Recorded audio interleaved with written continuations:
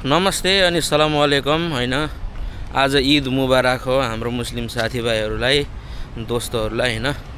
अब खासमा अरु त के भन्न सकिन्छ र। सो गाइज तपाईहरुलाई ईद मुबारक हो हैन।